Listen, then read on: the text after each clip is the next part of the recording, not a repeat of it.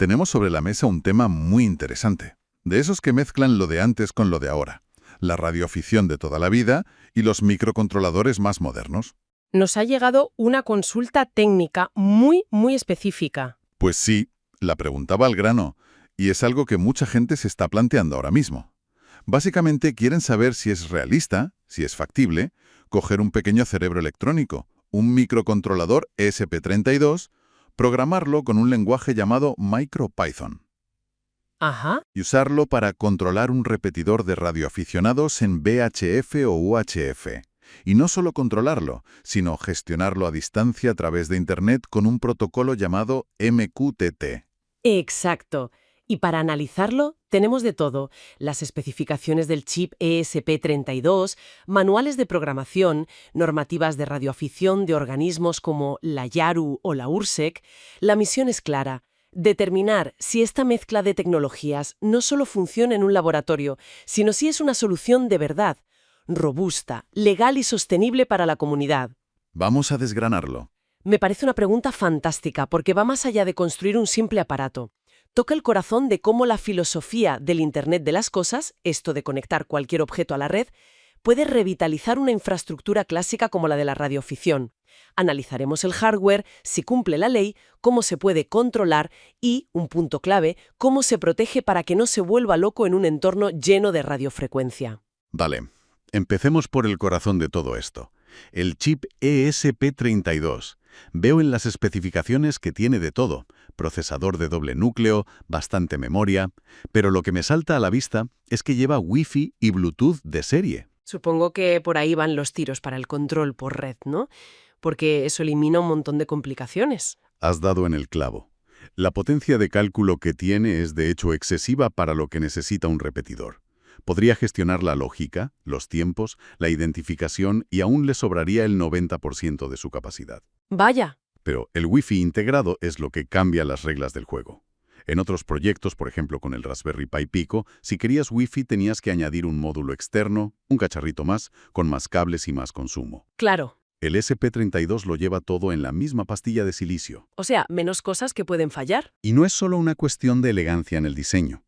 Cada componente externo que eliminas es un punto menos de fallo, un cable menos que se puede soltar y, sobre todo, menos energía que se consume. Para un repetidor en una montaña que vive de una placa solar, eso es absolutamente crucial. Y luego está el software. MicroPython.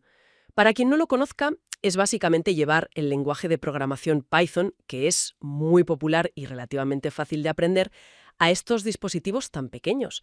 Esto debe facilitar mucho las cosas, ¿no? Facilita enormemente el desarrollo. Los fragmentos de código que tenemos aquí lo demuestran. Para manejar los pines GPIO, que son básicamente las patillas físicas del chip que puedes encender o apagar, usas una instrucción tan simple como machine.pin. Ah, muy directo. Le dices, quiero que el pin 25 sea una salida. Y ya está. Comparado con lenguajes más antiguos y complejos como C o ensamblador, es como pasar de construir un mueble desde el tablón de madera a montarlo con instrucciones de IKEA. ¡Qué buena analogía! Democratiza el acceso a la experimentación. He entendido. Entonces tenemos un hardware potente, compacto y fácil de programar. Pero claro, esto tiene que funcionar en el mundo real, y ahí hay reglas. Un repetidor es una estación automática. Puedes simplemente dejar a una máquina emitiendo sola en una frecuencia. ¿Qué dice la normativa? Esa es la pregunta del millón. Y la respuesta es sí, pero con condiciones muy claras. Las normativas, tanto las recomendaciones internacionales de la IARU como las locales tipo URSEC, son muy estrictas en esto. Una estación automática tiene que identificarse. Tiene que decir, hola, soy yo. Exacto. Mi distintivo de llamada es este, a intervalos regulares. Como si fuera un faro que emite su señal para que los barcos sepan cuál es. ¿Y cada cuánto tiempo tiene que hacerlo? Normalmente el intervalo no puede superar los 10 o 15 minutos. Y el sistema tiene que ser completamente autónomo. No puede depender de que alguien se acuerde de pulsar un botón. Claro. Me pregunto, ¿con un microcontrolador tan pequeño, realmente tiene la capacidad de generar audio o código Morse de forma limpia? Porque recuerdo que las controladores antiguas llevaban chips dedicados solo para generar el CW. Es una duda muy lógica, pero sí, el ESP32 puede hacerlo sin despeinarse y de dos maneras. La primera, la más moderna, es la identificación por voz. El chip tiene un conversor digital analógico, un DAC. Puedes tener un archivo de audio grabado que diga, estás escuchando el repetidor Eco Alpha 4 Uniform, y el ESP32 simplemente lo reproduce. Ah, qué fácil. Es la opción más cómoda para el usuario, sin duda. Y la segunda opción, imagino que es la clásica, el código Morse, la de toda la vida. Y para esto se usa una técnica llamada PWM, modulación por ancho de pulso. Vale. En esencia, es como hacer que un pin digital se encienda y se apague rapidísimo para generar un tono de audio. Los ejemplos de código son muy sencillos. Defines una función para el punto y otra para la raya, Dash. que controlan el tiempo, supongo. Exacto. Lo único que hacen es encender el tono durante, por ejemplo, 100 milisegundos para el punto y 300 para la raya. Controlando los tiempos entre puntos y rayas, creas las letras. Justo. Con la función ultime.sleep de MicroPython, controlas esas pausas con una precisión de milisegundos. La normativa además suele pedir que la velocidad no sea excesiva para que se entienda bien. Unas 20 palabras por minuto como máximo. Entiendo. Exactamente. Vale, entonces tenemos un sistema que es legal y sabe cómo identificarse. Pero de poco sirve si no podemos gestionarlo. Sobre todo porque estos equipos suelen estar en la cima de una montaña, no en el salón de casa. ¿Cómo se controla esta cosa a distancia? Aquí es donde vemos el choque entre lo viejo y lo nuevo. El método tradicional, que se menciona en la consulta, es por radio, usando tonos DTMF. Ah, los pitidos de los teclados de los teléfonos antiguos. Esos mismos. Pulsas una secuencia en tu handy, el repetidor la escucha y ejecuta una orden. Y para eso necesitas un chip específico, ¿no? Eso es. Se usa uno que se llama MT8870. Su único trabajo es escuchar el audio del receptor y si detecta una secuencia de tonos válida, la traduce a un código digital que el ESP32 puede entender. Es un sistema robusto, funciona, pero es muy limitado. Puedes enviar comandos simples como actívate, desactívate. Como darle órdenes a gritos. Sí, es como darle órdenes a gritos a alguien que está lejos. Y aquí es donde entra la magia del Wi-Fi integrado del ESP32. El control por red. La consulta habla de MQTT. Y aquí es donde la cosa cambia por completo. Totalmente. Con DTMF le das órdenes a ciegas. Con MQTT tienes un diálogo. No es solo apagar o encender, es preguntar ¿cómo estás? Y que el repetidor te responda con su temperatura, el voltaje de su batería. Es pasar de un portero automático a un conserje inteligente. Me gusta esa analogía. Es exactamente eso. ¿Y cómo funciona exactamente MQTT? Suena complejo. En realidad es sorprendentemente simple. Imagina que el sistema MQTT tiene un servidor central, que se llama broker, que es como un tablón de anuncios en Internet. Vale, un tablón de anuncios. El repetidor se suscribe a un tema en ese tablón, por ejemplo, Control Repetidor Madrid. Ajá. Cuando quieres darle una orden, en lugar de llamarle directamente, simplemente publicas un mensaje en ese tablón que dice comando.reiniciar. El repetidor, que está mirando constantemente ese tablón, ve el mensaje, lo lee y actúa. Vaya. Es increíblemente eficiente y ligero, perfecto para dispositivos con poca potencia. O sea que desde una aplicación en el móvil, en cualquier parte del mundo, podría ver el estado de mi repetidor en tiempo real y cambiar su configuración. Exactamente. Puedes ajustar los tiempos, cambiar los mensajes de identificación, ver cuánta gente lo ha usado. Es una gestión total. Es un salto de varias décadas en tecnología de control. Todo esto suena fantástico en la teoría, pero ahora viene la parte dura. Un repetidor vive en uno de los peores entornos electromagnéticos que te puedas imaginar. Está literalmente al lado de una antena que está emitiendo con 50 vatios de potencia. Un microcontrolador es un dispositivo delicado. ¿Cómo evitamos que la propia radiofrecuencia del transmisor lo vuelva loco o directamente lo fría? Ese es el punto más crítico de todo el diseño. Y la documentación de radioaficionados, desde los manuales más modernos hasta los más antiguos, es casi religiosa en este aspecto. Hay 3 pilares, 3 mandamientos que no te puedes saltar. Aislar, blindar y filtrar. A ver, vamos uno por uno. Aislar. ¿Qué significa eso? Significa que jamás, bajo ningún concepto, puedes conectar un pin del ESP32 directamente al circuito que activa el transmisor, al PTT. Sería un suicidio para el chip. Una sentencia de muerte. Tienes que usar un componente llamado optoacoplador. La consulta menciona el PC817. Este cacharrito usa un haz de luz interno para pasar la señal. Hay un LED y un fototransistor en la misma cápsula, pero no hay conexión eléctrica entre ellos. Así aíslas completamente la delicada lógica digital del ruido eléctrico y la alta tensión del transmisor. Entendido, como un foso de agua alrededor de un castillo. El segundo pilar. Blindar. Absolutamente. Todo el controlador, la placa del ESP32 con sus componentes, tiene que ir metido en una caja metálica bien cerrada, un gabinete blindado. La radiofrecuencia del transmisor es como un grito ensordecedor para el microcontrolador. Si no lo metes en una habitación insonorizada, la EMI, la interferencia, hará que se reinicie, se bloquee o haga cosas totalmente aleatorias. Ya. Cada vez que alguien hable por el repetidor. ¿Y el tercero? Filtrar. Fundamental.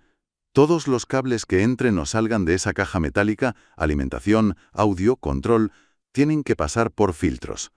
Choques de RF, núcleos de ferrita. ¿Vale? Son como porteros de discoteca en cada puerta, que solo dejan pasar la música que interesa, la corriente continua, el audio de baja frecuencia y bloquean el paso al ruido de la radiofrecuencia. Y te lo digo por experiencia.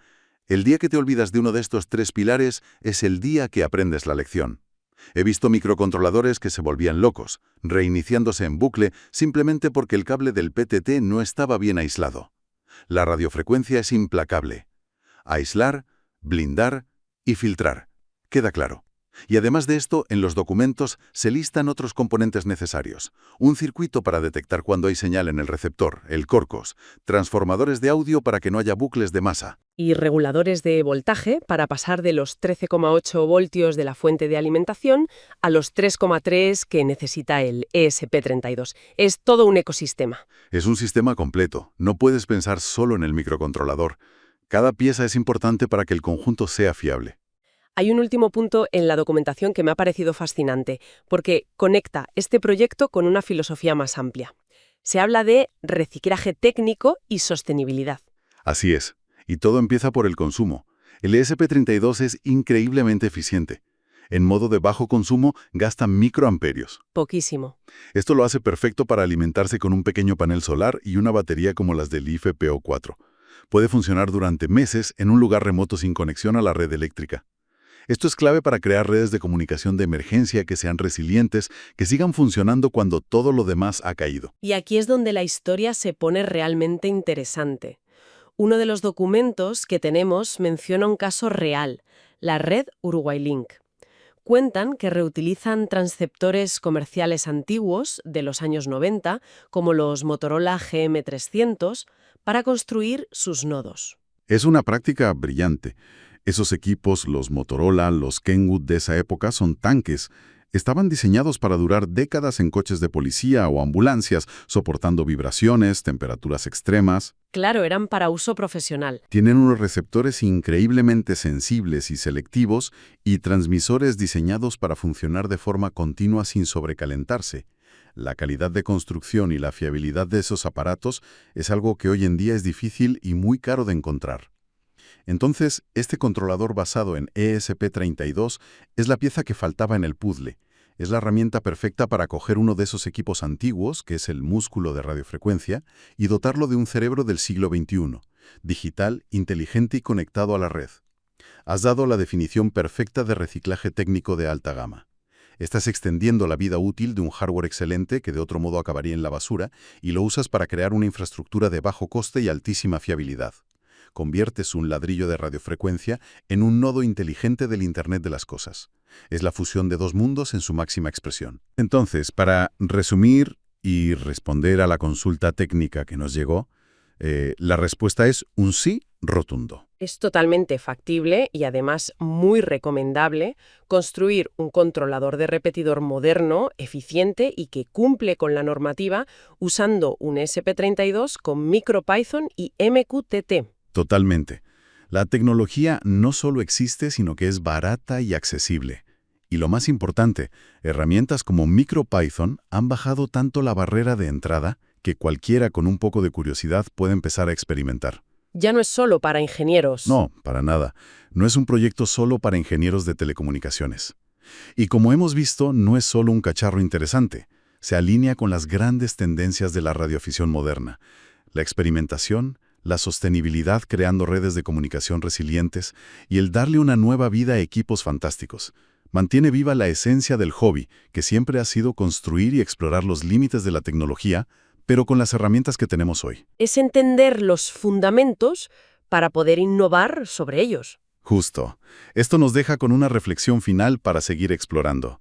Hemos validado que todo esto funciona para la tarea de un repetidor. Escuchar en una frecuencia y retransmitir en otra. Repetir audio. Pero con un sistema tan flexible, de tan bajo consumo y conectado a Internet, ¿qué pasaría si el objetivo no fuera solo repetir audio? Es una pregunta excelente. La infraestructura está ahí. El microcontrolador tiene pines de entrada de sobra y una capacidad de procesamiento que apenas estamos usando. Exacto. Si ya tienes docenas de estos nodos repartidos por todo un país, en cimas de montañas, podrían convertirse en una red de sensores ambientales a nivel nacional. Podrían reportar datos de temperatura, humedad o calidad del aire vía radio y consolidar toda esa información en Internet a través de MQTT. Claro. O podrían formar una red de datos de baja velocidad para emergencias, para enviar mensajes de texto o coordenadas GPS cuando no hay móviles ni Internet. El controlador ya no es solo una puerta de paso para la voz, se convierte en un cerebro distribuido con un potencial que apenas empezamos a imaginar.